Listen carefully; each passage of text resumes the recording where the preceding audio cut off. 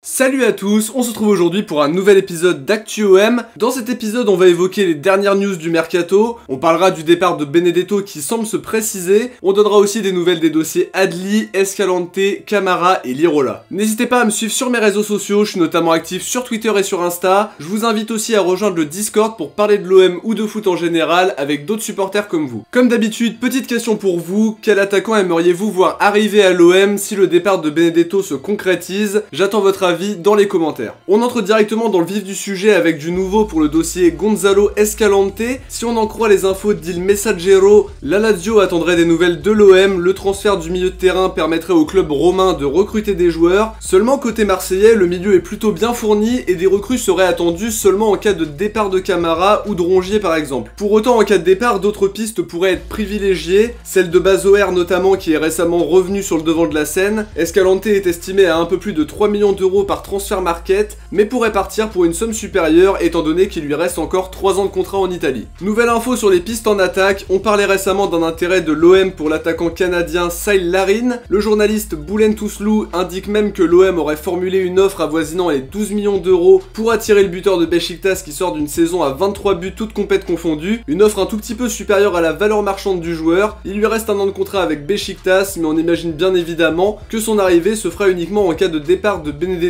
dont on parlera un petit peu plus tard. De l'autre côté, Eldesmark évoque à nouveau la piste Willian José, l'attaquant brésilien de la Real Sociedad serait lui toujours suivi par la direction. Quelques nouvelles maintenant du dossier Adli, Damien Comolli a fait le point pour la Dépêche du Midi, il a indiqué avoir reçu une offre d'un club du top 5 pour 10 millions d'euros et une offre d'un club du top 15 à hauteur de 12 millions. Les deux offres venant donc de clubs très intéressants ont été balayées d'un revers de la main par Adli, qui lui a refusé directement de discuter avec ces clubs-là. On a beaucoup évoqué Milan et le Bayern ces derniers jours, l'espoir peut éventuellement renaître du côté de Marseille, même si on sait, le côté indécis du joueur avait beaucoup refroidi Longoria en début de mercato. Maintenant pour Camara, l'équipe a fait un point dans son édition du jour. D'après eux, le joueur est favorable à un départ, mais les offres tardent à arriver. Le quotidien confirme l'offre repoussée de Newcastle à hauteur de 14 millions et indique que des contacts existent entre Longoria et le FC Séville. L'objectif pour le club espagnol étant de combler un éventuel départ de Jules Koundé cet été. De son côté, Pablo Longoria voit d'un bon œil une transaction avec Séville, puisqu'il sera plus facile d'inclure un pourcentage à la revente avec un club ami comme ils le disent dans le quotidien. De l'autre côté, si Camara reste, Longoria va tenter de le prolonger la saison prochaine. Une idée un petit peu bizarre étant donné que si le joueur reste, il pourra négocier dès janvier avec un nouveau club, et je vois mal une prolongation aboutir dans ces conditions-là, un peu à l'image d'un Florian Thauvin. Affaire à suivre. Pour Lirola, Di Marzio indique que l'OM a offert 12 millions d'euros, mais que la Fiorentina demande 13. On est un petit peu sur les mêmes interrogations qu'il y a quelques semaines déjà, toujours ces positions éloignées alors que l'opération semblait s'être décantée récemment. Le club attend de vendre Lirola pour recruter Zappacosta qui sera visiblement son remplaçant. La Nazione dit de son côté que Lirola est toujours très déterminé à rejoindre Marseille alors que son club se voit bien le faire rester et espère le convaincre de cette idée-là puisqu'il rentre dans les plans de Vincenzo Italiano. Un ou deux départs permettraient sans doute à l'OM de boucler l'opération avec quelques liquidités, mais les départs tardent à arriver pour le moment comme vous le savez. On passe maintenant à l'avenir de Dario Benedetto avec les infos d'AS qui indiquent aujourd'hui que le joueur est très proche de rejoindre le Betis Séville. On a évoqué un prêt d'une saison sans avoir plus d'informations sur la nature de l'opération, option d'achat ou non, etc.